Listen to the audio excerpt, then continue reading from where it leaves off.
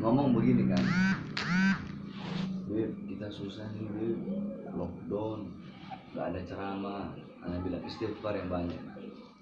Ente ngomong begitu, ente telah menunjukkan bahwasanya ceramah ente jadikan sebagai pekerjaan. Dengan berbahasa seperti itu, ente telah menunjukkan bahwasanya ceramah ente jadikan sebagai lahan atau kendaraan untuk memuaskan isi perut ente. Istighfar.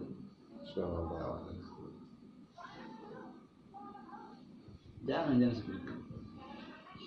Dan itu tetap ente kejar Allah. Allah udah bilang, ya dunia ukhdumi man khadamani.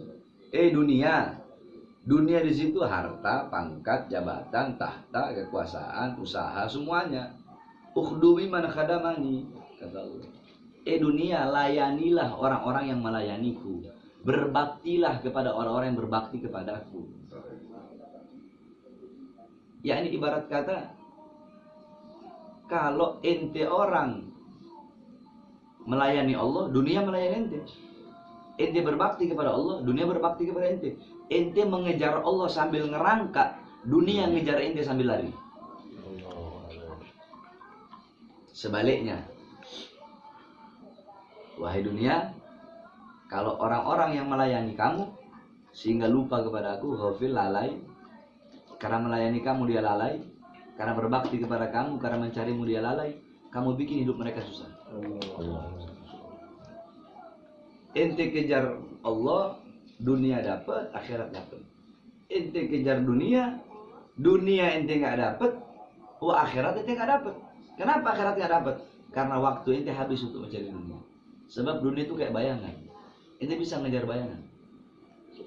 Nggak bisa kan? Tapi coba ente biarkan tuh bayangan. Kemana-mana bayangan ngikutin ente nggak? Ngikutin kan? Dunia seperti itu. Dunia itu kayak begitu. Jadi lagi begini nggak usah ente mikir bang. Jangan. Nabiullah Ibrahim dalam kitab Nasihatul Ibad, Nabi Ibrahim menjadi kekasih Allah karena 4 perkara. Bi arba'il asbab, sebab 4 perkara. Salah satu sebabnya apa itu? Beliau tidak pernah risau, tidak pernah gelisah dengan sesuatu yang telah dijamin oleh Allah. Apa itu? Rezeki. Ente masih risau besok mau makan apa? Nabi Ibrahim menjadi kekasih Allah karena 4 perkara, 4 sebab. Salah satunya itu, nggak pernah gelisah, nggak pernah risau dengan segala sesuatu yang telah dijamin oleh Allah. Apa itu rezeki? Ente pagi, siang, sore, malam nyari uang, nyari rezeki, nyari nafkah. Padahal itu telah dijamin. Ente bersungguh-sungguh nyarinya. Sedangkan sesuatu yang belum dijamin itu biasa-biasa saja. Apa itu? Sorga. Harusnya kan kebalik. Sorga yang belum dijamin, akhirat yang belum dijamin, itu yang ente sungguh-sungguh nyarinya. Dunia, harta, rezeki yang sudah dijamin biasa-biasa aja. Rezeki nggak bakal ketuker. Anak sama ente 1, 2, 3, 4. Ente orang berempat mancing, lautnya sama, perahunya sama, umpannya sama, kailnya sama. Dapat ikannya sama nggak? Beda. Ente 3, ente 6, 2, nggak dapat. Padahal sama. Rezeki seperti itu. Rezeki itu ada 2. Ada rezeki yang dicari, ada rezeki yang mencari. Ketika engkau tidak bisa mencari rezeki, maka Allah perintahkan malaikat untuk membawakan rezeki itu kepadamu. Itu rezeki yang mencari. Tidak ada yang mustahil bagi Allah. Tetap ada ikhtiar, tetap usaha, tetap kerja, tetap harus itu. Nabi aja dagang kok. Kalau ente tawakal, nggak ada ikhtiarnya, bodoh, keledai ente. Ikhtiar, tapi jangan sampai pekerjaan ente membuat ente lupa dan lalai kepada Allah. Jangan sampai ente lebih rela kehilangan Allah karena harta daripada kehilangan harta karena Allah. Jangan sampai lebih rela kehilangan Allah karena usaha daripada kehilangan usaha karena Allah. Jangan sampai lebih rela kehilangan pangkat jabatan karena Allah daripada kehilangan jangan sampai lebih rela kehilangan Allah karena pangkat dan jabatan daripada kehilangan pangkat dan jabatan karena Allah Subhanahu wa taala.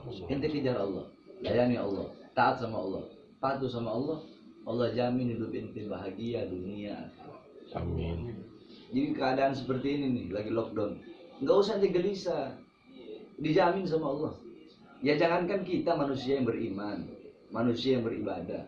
Binatang saja di zaman Nabi Sulaiman alaihissalam, cacing buta yang berada dalam batu, yang tidak bisa kemana-mana tuh cacing, tidak bisa nyari rezeki. Ini kan ibarat katanya dalam rumah lockdown, nggak bisa kemana-mana. Iya kan? Nah, cacing yang buta yang berada di dalam sungai yang dalam, terus itu cacing berada dalam batu, dia buta nggak bisa cari makan. Allah utus semut bawa gandum di samping sungai. Itu semut nggak bisa berenang. Allah utus lagi perantara. Apa itu? Kodok. Ini semut masuk dalam mulut kodok. Ini kodok, ini katak masuk ke dalam sungai. Dia suap itu cacing yang buta. Kenapa? Karena itu cacing nggak bisa nyari rezeki. Sehingga Allah yang bawakan rezeki. Itu orang dalam keadaan lockdown semua dalam rumah. Nah terus kalau rezeki datang dari Allah, kok bisa itu orang masih hidup sampai sekarang? Nah, emang itu nggak makan? Makan kok tetap itu. Minum tetap itu. Jadi jangan gelisah dengan sesuatu yang telah dijamin oleh Allah. Terus masalah corona, jangan takut sama corona, takut sama Allah. Tapi berhati-hati harus. Ikhtiar, berhati-hati, menjaga diri, ikhtiar, berusaha itu harus. Jangan tawakal, pasrah, hidup mati di tangan Allah. Bukan begitu juga. Corona itu makhluk ciptaan Allah, virus. Itu makhluk ciptaan Allah. Yang menciptakan dia Allah. Yang memegang kekuasaan atas corona itu Allah. Yang memilih, yang berkehendak untuk memilih siapa yang kena dan siapa yang tidak, itu Allah. Nah, ketika ente mengembalikan diri ente kembali kepada Allah, apakah ada yang bisa satupun makhluk mencelakai dan melukai ente ketika ente kembali kepada sang pemilik seluruh makhluk dalam semesta ini? Ini tahu Nabi Zakaria? Hah? Nabi Zakaria.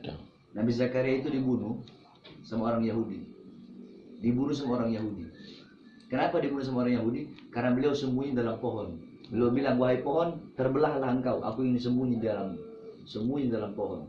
Iblis ngomong ke Yahudi, tuh Nabi Zakaria sembunyi dalam pohon. Digergaji tuh pohon, kebelah dua badan beliau. Kata para ulama, kenapa?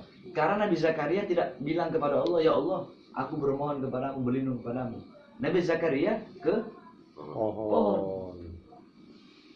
Yakni ente kata, kan Allah udah bilang, seorang hamba, yakni idza khafal abdu, apabila seorang hamba itu memiliki rasa takut kepada siapa? Kepadaku, maka akan aku tanamkan dalam hati makhluk rasa takut kepadanya.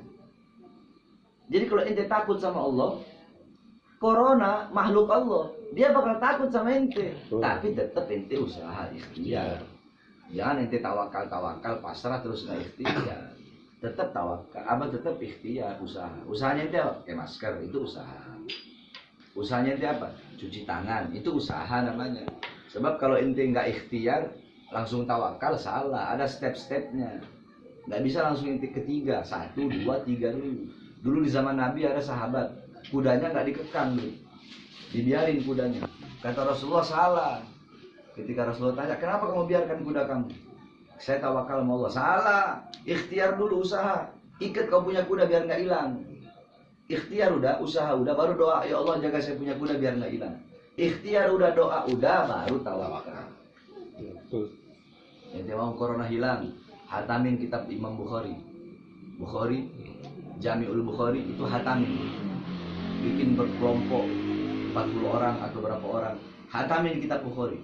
Kitab Bukhari itu bisa menghilangkan taun. Corona kan taun. Taun itu wabah penyakit yang secara menyeluruh dan mematikan. Jadi jangan. Inti jangan takut sama corona. Takut sama Allah. Corona takut sama ini. Tapi tetap harus waspada. Begitu aja.